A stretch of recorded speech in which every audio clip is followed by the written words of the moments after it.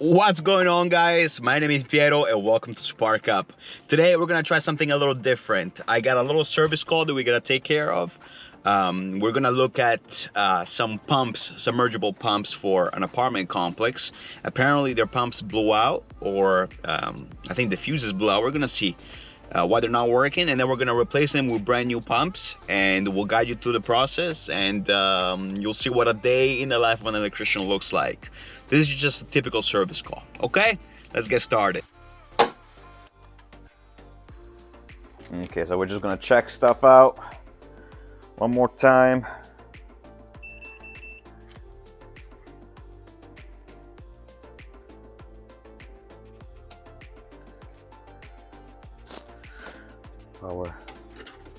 Power off.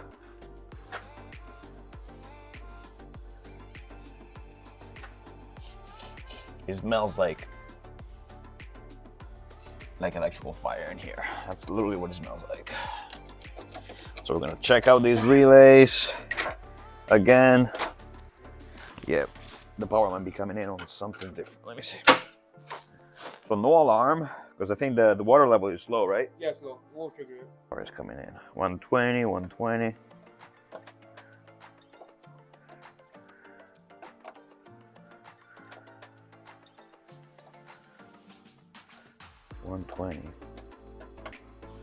Yeah, it's a terminal loose. That one is about to come off.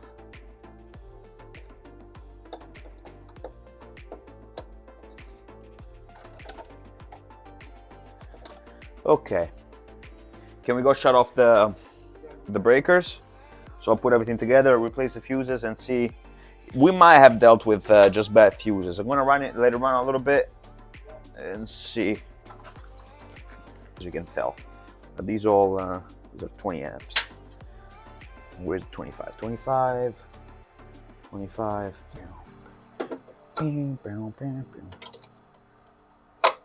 Okay. All right, you just came back, and I think now we can actually go back into the power. Not good, right? Yeah, you can start heading out. Yeah, I just gotta put this out, but you can turn it on. That's it. Thank you, man. I appreciate it. So we're gonna see. We're gonna replace the fuses. I'm gonna get a couple of readings, activate both pumps, and have them running at the same time. But it's definitely smelling like burned. So we're gonna see. We're gonna keep the panel open and see what's going on. I can't really tell if there is any signs of burns anywhere, but it does smell like it. I'll tell you that, and that's definitely a bad sign.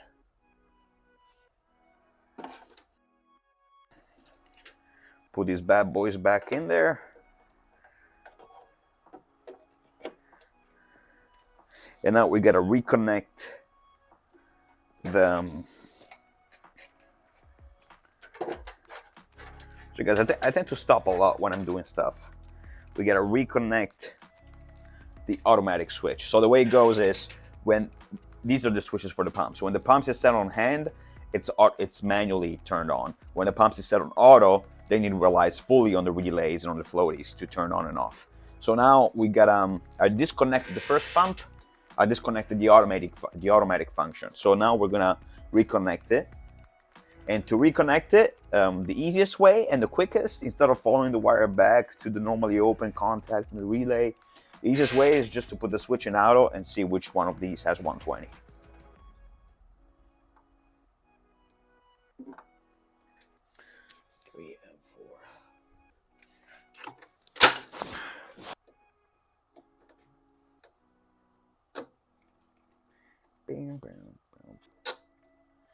Okay, it's on 3. I